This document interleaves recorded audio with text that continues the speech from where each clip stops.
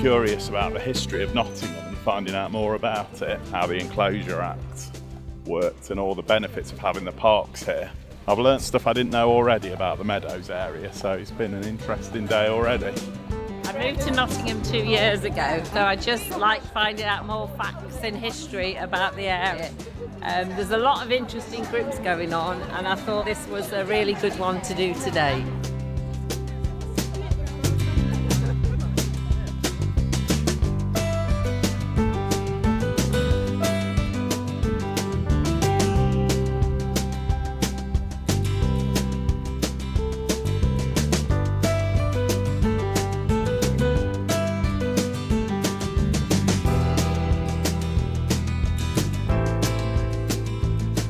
The Inclosure Walk is an annual walk that runs around the land given by the Inclosure Act of the city. The Inclosure Walk was started by the Friends of the Forest because they realised that they themselves had not realised, and the town generally did not know, that such a thing existed. It had been invented, designed by the people who laid out the land from the Inclosure Act, and it was 130 acres were given, and they more or less linked around the town as a continuous walk.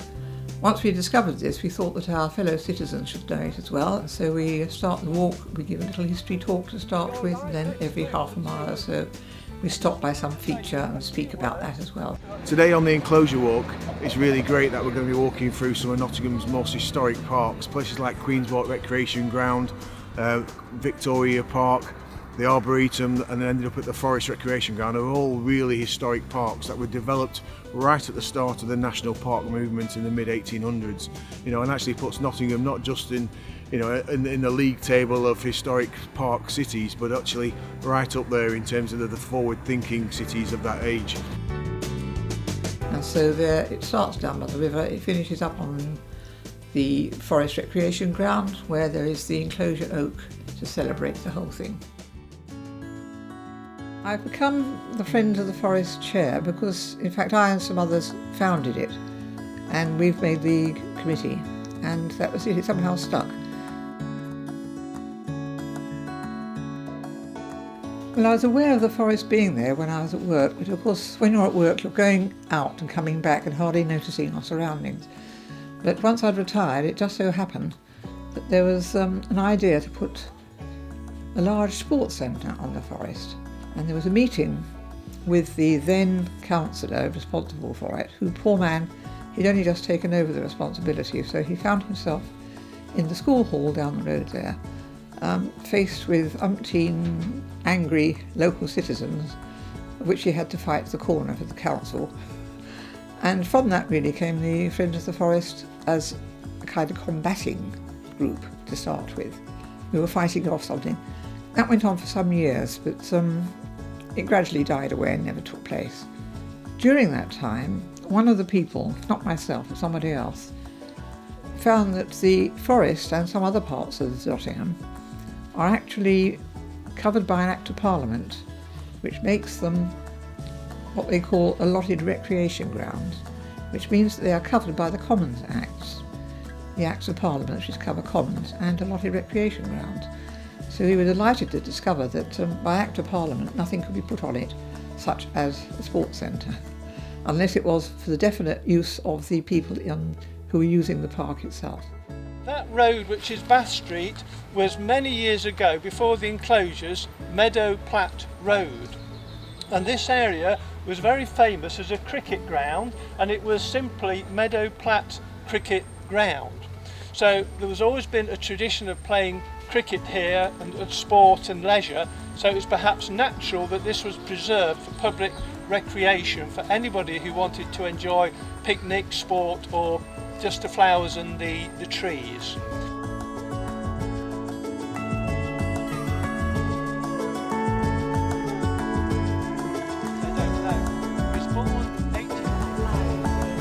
I remember seeing that as a child and remembering it being as big as the lions in Slab Square, and now I come as an adult and all of a sudden it's shrunk. With regard to the Inclosure Act, it is very important. We are the only city the only city or town in the whole of the country that has this. Nottingham was like a donut. In the centre of the round donut was the town, and it was perfectly all right until the end of the 18th century, when suddenly the lace industry and the stocking industry really took off. And so people were coming in to work at the lace industry or the stocking industry and had to live somewhere. And so the land that was there was built right over. All the gardens were filled up with little terraces. And ultimately something had to be done to relieve this absolutely terrible place to live. But in order to preserve space for breathing and walking and playing, the town, which was the actual owner of all this land, decided they would keep some of that for their own recreation. And so 130 acres was kept for walks and recreation grounds in what was then just round the city centre and what is now the city centre pretty well.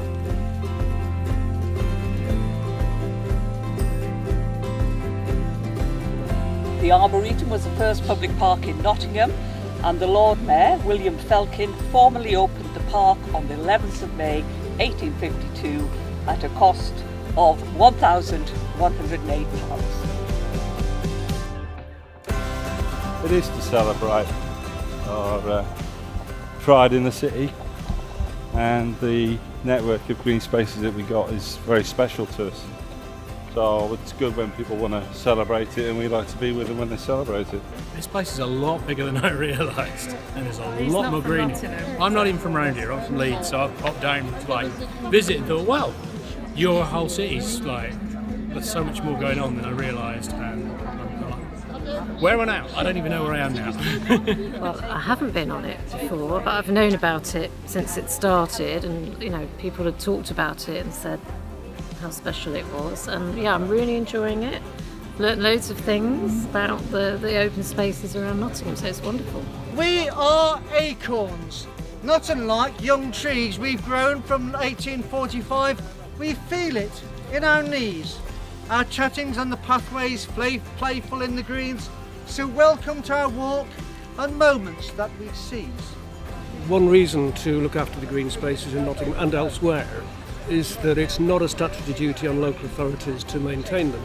As it happens, Nottingham City Council is very good, and it takes its responsibilities in relation to parks and green spaces extremely seriously. But it's not a given.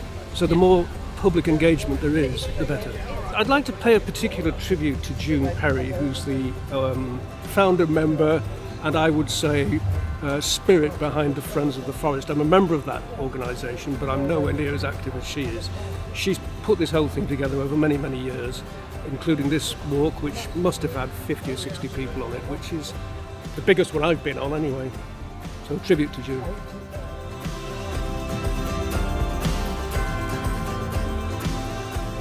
It starts on Queen's Walk at the far end, and that's one of the walks. As you continue on up to the station, you are following the old line, and you can still see one or two trees from the old walk still surviving.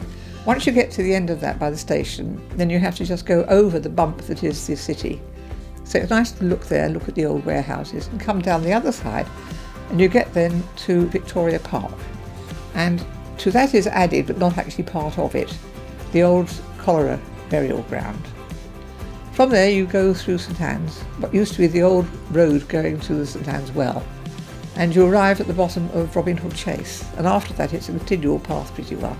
So you go up Robin Hood Chase, across Woodborough Road, up Corporation Oaks to the reservoir at the top, which was the highest point obviously for the reservoir, and then down Elm Avenue to Mansfield Road. You cross Mansfield Road and you come to the entry to the Arboretum. You go down through the Arboretum, cross the road at the bottom, and you find yourself at the cemetery. Now you may think, cemetery, why is that a lottery recreation ground? Well, it isn't exactly, but 4 acres of the land was given to the cemetery.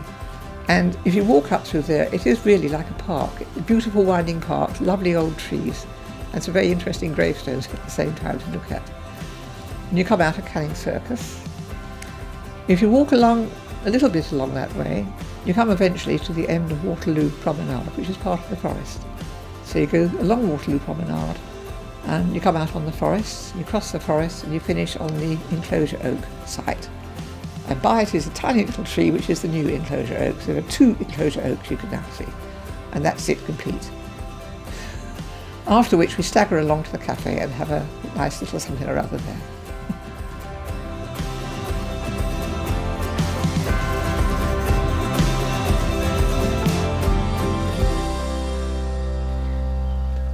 The ghost then of Inclosure, the earth below, above, the play within the spirit and carvings of fine doves.